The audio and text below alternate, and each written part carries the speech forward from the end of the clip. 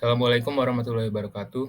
Perkenalkan kami dari kelompok F dari kelas pengantar multivariat B akan mempresentasikan materi tentang the multivariate normal distribution yang spesifiknya di subbab 4.4, 4.5, dan 4.6. Berikut ada nama-nama anggota kelompok kami. Yang pertama Daniela Putri Shalomita, Sabita Asir Saladin, Raki Akbar Rabbani, dan Rima Fitrianti Azahra.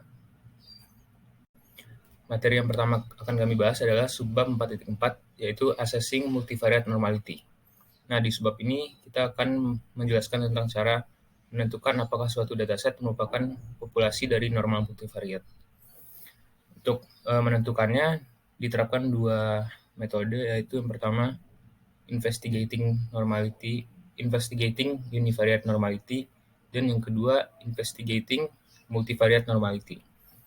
Yang pertama akan dijelaskan yaitu tentang Investigating Univariate Normality. Dalam Investigating Univariate Normality, pendekatan yang pertama itu adalah dengan pendekatan plot Kiki. Nah, plot Kikinya adalah plot yang membandingkan kuantil dari sampel dengan kuantil populasi yang normal univariat.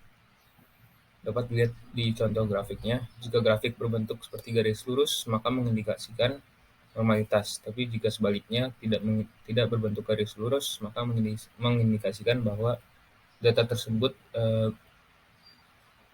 memiliki tren non-normalitas. Nah, untuk membentuk plot Kikinya akan dibuat grafik dengan sumbu X-nya yang bergantung dengan QI dan sumbu Y-nya bergantung dengan YI. Nah, di sini ada persamaan untuk mencari nilai dari YI yang ini dan nilai dari QI yang di bawahnya. Pendekatan selanjutnya yaitu pendekatan measure of skewness and kurtosis. Untuk measure of skewness ditandai dengan simbol akar B1. Nah, di sini ada rumus untuk mendapatkan nilai dari akar B1. Sedangkan untuk measure of kurtosisnya dinamakan dengan B2. Di sini juga ada rumusnya. Syarat dari normalitasnya adalah ketika measure of skewness atau akar beta 1-nya sama dengan 0 dan beta 2-nya atau kurtosisnya sama dengan 3. Nah, persamaan yang tadi itu, yang untuk akar B1 dan B2 itu untuk populasi yang berukuran 4 sampai 25, yang N-nya berukuran 4 sampai 25. Sedangkan untuk alternatif lain, yaitu untuk N lebih dari sama dengan 8, dapat digunakan rumus yang di sebelah kanan. Nilai dari skewness dan kurtosis yang telah dicari tadi, jika memiliki nilai berbeda, akan menunjukkan arti yang berbeda pula. Jika akar beta 1-nya kurang dari 0, itu menunjukkan bahwa dia adalah negatif skewness. Jika akar beta 1-nya lebih dari 0, maka adalah positif skewness.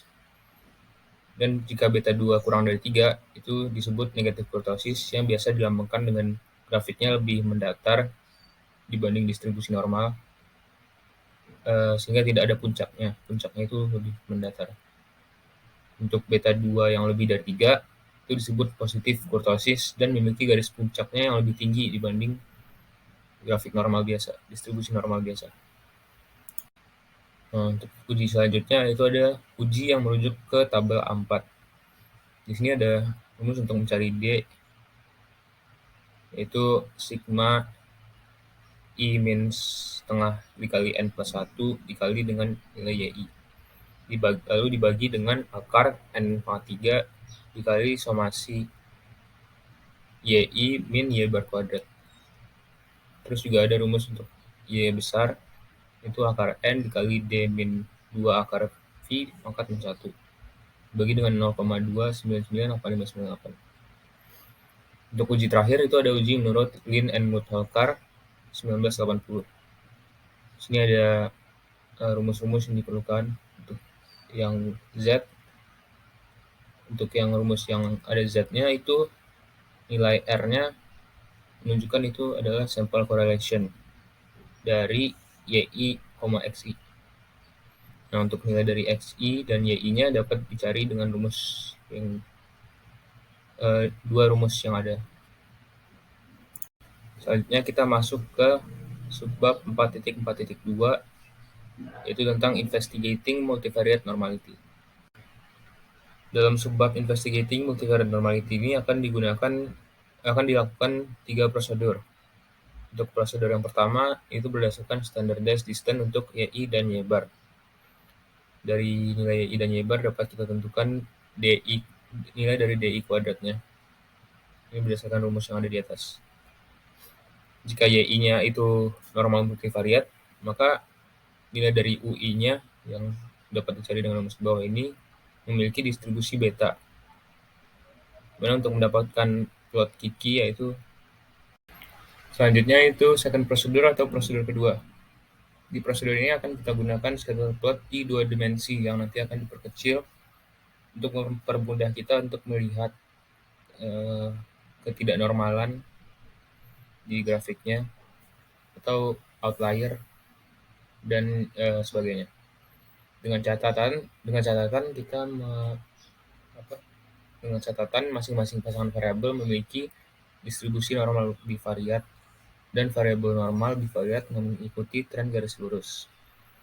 Nah, kemudian akan digunakan Grantor yang telah kita pelajari di subbab 3.5 untuk menguji normalitas bivariat. Nah, di bawah itu ada grafik yang menggambarkan Grantor. Selanjutnya itu prosedur ketiga.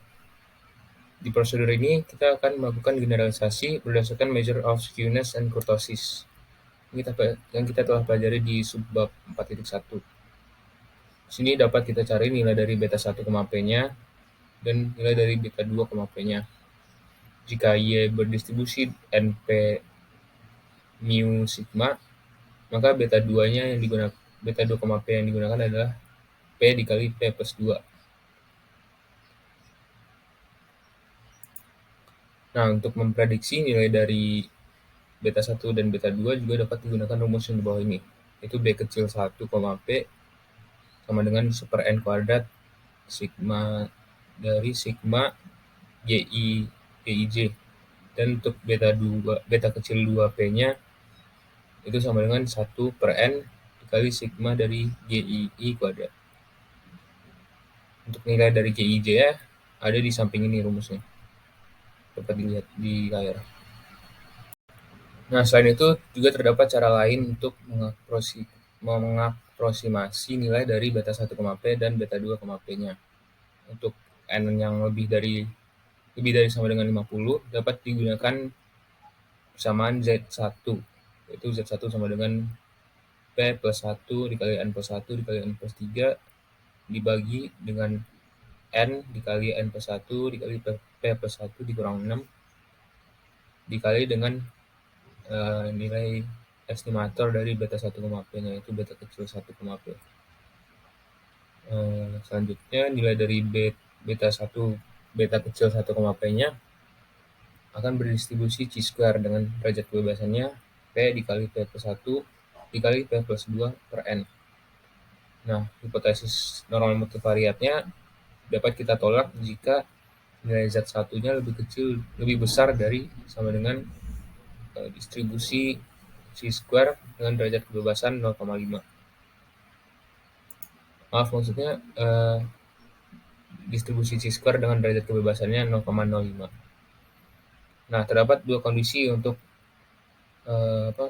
nilai estimatornya, yaitu untuk upper 2,5% points dari B 2, P atau lower 2,5% points dari beta 2, P dengan N lebih dari sama dengan 400 digunakan rumus Z2.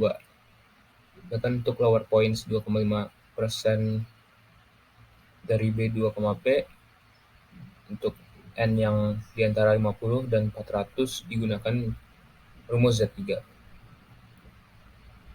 Selanjutnya ada subbab 4.5 yaitu Transformations to Normality. Tujuan dari subbab ini adalah untuk mencari transformasi dari suatu data yang tidak berdistribusi normal menjadi berdistribusi normal sedekat mungkin. Lalu di subbab ini dibagi menjadi dua bagian, yaitu univariat dan multivariat. Di univariat kita akan menggunakan metode Box and Cox, sementara multivariat kita akan menggunakan perpanjangan dari metode Box and Cox. Pada univariat, kita akan menggunakan transformasi Box and Cox. Apa sih metode Box and Cox itu? Box and Cox adalah transformasi variabel dependen yang tidak berdistribusi normal, kita ubah menjadi bentuk normal. Metode ini memiliki lambda dari min 5 sampai 5 dan memungkinkan untuk jumlah tes yang lebih besar. Jadi Box and Cox didefinisikan oleh persamaan berikut dengan lambda yang didapat dari memaksimalkan persamaan fungsi L dari lambda.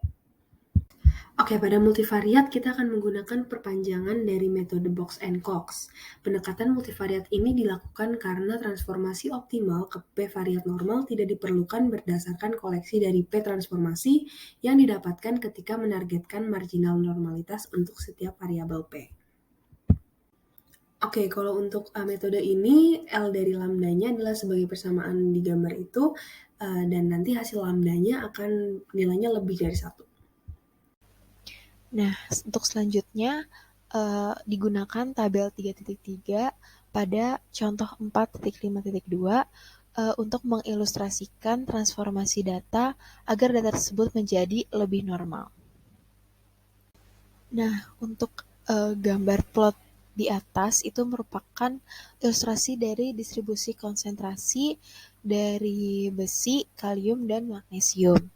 Nah, untuk plot pada besi itu relatif normal, dan untuk magnesium sendiri sedikit kemiringan ke kanan, dan kalium menunjukkan kemiringan ke kanan yang ekstrim. Nah, untuk gambar yang kedua, ini dengan menerapkan pendekatan Box and Cox, kita dapat memperoleh nilai masing-masing lambda dari 1, min 0,3, dan 0,1. Nah, distribusi konsentrasi dari besi mendekati transformasi yang hampir optimal ke normal. Sedangkan untuk kalium membutuhkan transformasi yang lebih ekstrim dibanding transformasi log. Dan untuk magnesium membutuhkan transformasi yang sedikit kurang ekstrim dibanding transformasi log. Untuk gambar berikut merupakan plot dari distribusi konsentrasi setelah ditransformasi, yaitu dari konsentrasi besi, kalium, dan magnesium dengan menggunakan metode Box and Cox. Baik, selanjutnya ada outlier. Jadi di sini kita akan bahas bagaimana cara mengidentifikasi outlier, bagaimana mengatasinya, dan uji-uji apa sih yang cocok untuk outlier pada sampel univariat dan sampel multivariat. Nah, jadi kita tahu pasti di setiap data itu ada yang namanya outlier. Dan mungkin aja outlier ini jadi mempengaruhi hasil observasi kita nantinya. Maka dari itu, kita harus mengatasi outlier. Nah, untuk mengatasinya itu, apa sih yang harus kita lakukan? Yang pertama itu kita harus mengidentifikasi nih outlier. Biasanya juga kalau kita udah bisa identifikasi, kita bisa menghapusnya. Tapi sebenarnya outlier itu juga memiliki informasi penting dari model ataupun data, jadi kita nggak bisa asal ngapus aja. Maka dari itu kita juga membutuhkan metode akomodasi yang merupakan metode analisis atau di mana kita bisa memodifikasi model jika misal outlier itu memiliki informasi penting terhadap data yang ada. Nah, untuk mengatasi outlier yang paling bagus adalah saat kita menggabungkan keduanya antara identifikasi dan akomodasi. Jadi kita dapat mereduksi outlier tersebut, namun juga kita juga dapat memberikan modifikasi pada model yang ada. Baik, selanjutnya ini saya akan menjelaskan bagaimana cara mengatasi outlier pada sampel univariat. Yang pertama yang harus dilakukan untuk mengatasi outlier adalah kita harus mengidentifikasi dulu apakah ia outlier atau bukan, apakah suatu data memiliki outlier atau tidak gitu. Nah, bagaimana cara kita mengidentifikasinya itu bisa dilakukan dengan visualisasi yang pertama. Tapi terkadang visualisasi ini jadi terlalu subjektif gitu. Nah, kalau kita mau lebih terbuka lagi, kita bisa melakukan uji-uji tertentu gitu. Nah, tapi kita harus mengenali juga outlier-nya ini disebabkan karena apa. Yang pertama ini ada outlier yang disebabkan karena pergeseran pada mean. Maksudnya itu gimana sih pergeseran pada mean tuh? Jadi ada model yang mengalami pergeseran pada mean itu misal kita memiliki data dengan beberapa observasi yang berdistribusi secara normal dengan mean mu dan variansi sigma kuadrat. Namun, salah satu observasi pada data tersebut itu memiliki distribusi normal dengan mean-nya adalah mu plus theta dan dan variansinya sigma kuadrat. Nah, ini mengindikasikan bahwa ada pergeseran pada mean, dan yang mengalami pergeseran pada mean itu adalah outlier-nya gitu. Dan juga untuk pergeseran pada variansi konsepnya sama, namun untuk observasi yang berbedanya itu dia memiliki variansi alfa kali sigma kuadrat, seperti itu. Nah, karena ada tipe-tipe ini, kita jadi butuh untuk mengujinya gitu. Nah, uji ada tidaknya outlier itu pakai apa sih? Nah, kita bisa menggunakan maximum standardized residuals, di mana ini rumusnya. Lalu nanti setelah kita hitung, biasanya itu nilai tau I yang besar ini mengindikasikan bahwa observasi tersebut merupakan outlier-nya gitu. Namun, kita juga bisa membandingkan nilai maximum standardized residual ini dengan distribusi T dengan derajat bebas N, min K, min 2, di mana N itu adalah jumlah observasi, K itu jumlah prediktornya, dikurang 2. Apabila nilai max tau I ini lebih besar daripada T, distribusi T tersebut, maka mengindikasikan variabel tersebut merupakan outlier-nya. Nah, dari maximum standardized residual itu kita jadikan statistik uji untuk metode consecutive test ataupun block test. Nah, jadi consecutive test ini kita gunakan jika kita hanya mau mendeteksi satu outlier. Jadi caranya itu, misal kita udah di observasi terbesar yang pertama, maximum standardized-nya itu tidak ditolak, atau berdasarkan uji T, dia bukan merupakan outlier, maka kita lakukan selanjutnya pada N-1 observasi lainnya. Tapi, ketika consecutive test ini kita gunakan untuk 2 atau lebih outlier, ini nanti untuk nilai maximum standardized residual yang kurang ekstrim bisa membuat nilai yang paling ekstrim jadi nggak terdeteksi gitu. Makanya hal itu disebut dengan masking. Makanya jadi kita nggak bisa menggunakan consecutive test untuk melihat lebih dari 2 outlier.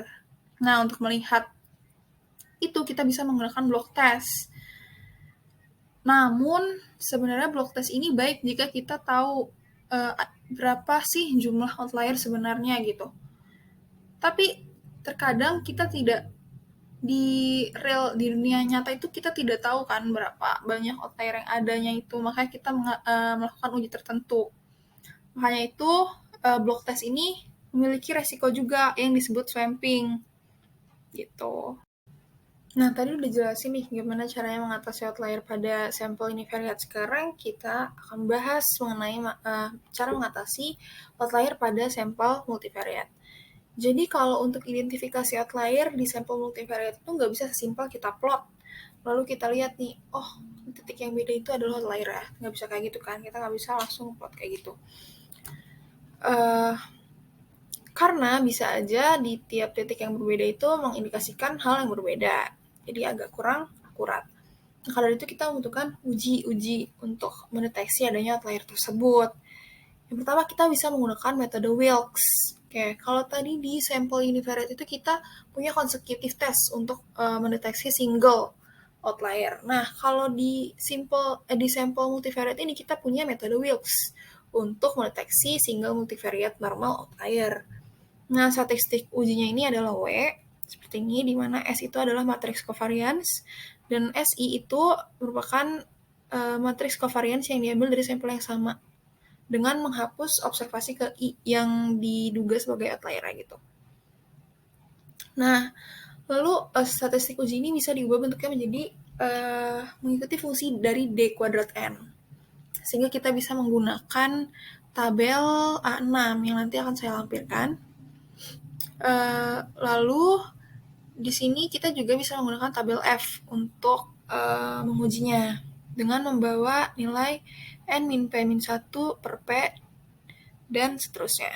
Dimana 1 min N D I kuadrat per N min 1 kuadrat ini adalah W. Jadi sama aja kayak FI sama dengan N min P min 1 per P, 1 per W min 1 gitu. Untuk mengujinya kita menggunakan ini P max I FI lebih besar dari F. Seperti itu. Ya, berikut ini adalah tabel A6. Jadi P di sini adalah merupakan banyaknya prediktor. Lalu kita harus menolak H0 atau di mana outlier itu tidak signifikan ketika nilai D kuadrat N sama dengan max seterusnya itu lebih besar daripada nilai D yang kita dapatkan di tabel, maka itu mengindikasikan bahwa adanya outlier atau outlier tersebut signifikan atau mempengaruhi data secara signifikan. Jadi kita harus menindaknya. Nah, untuk mendeteksi untuk lebih dari satu outlier itu kita bisa menggunakan Schwager dan Margolin test. Nah, di mana tes ini merupakan invarian yang paling baik untuk melihat apakah ada outlier gitu dengan menggunakan kurtosis sampel atau yang biasa disebut B2, P seperti pada persamaan statistik uji tersebut. Untuk hipotesis uji dari metode ini adalah tidak ada outlier pada data dan satunya tidak demikian.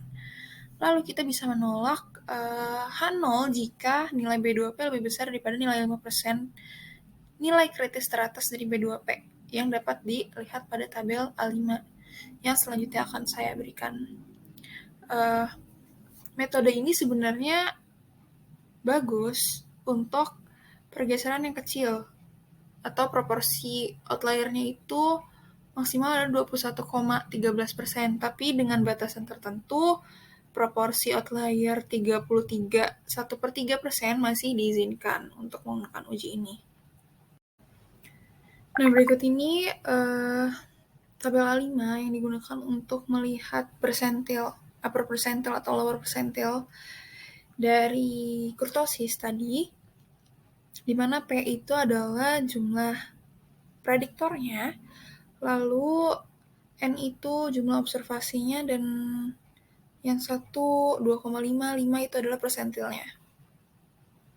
Nah, jadi uji ini sebenarnya itu untuk memastikan aja apakah ada outlier atau enggak, atau double checking. Dan kelebihan dari uji ini, kita nggak perlu menentukan lagi jumlah spesifik outlier yang ada, dan kita bisa terhindar dari adanya efek masking dan swamping yang kita temukan pada uji di univariate sample. Nah, untuk example 4.62, ini akan digunakan tabel 3.7 yang ada di samping untuk mengilustrasikan pencarian outliers sambil memeriksa kenormalitasan multivariat. Nah, untuk memeriksa outliers pada multivariat, dilakukan perhitungan DI kuadrat untuk setiap vektor observasi.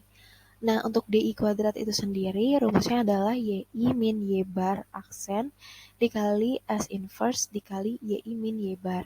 Untuk I-nya itu 1 sampai N.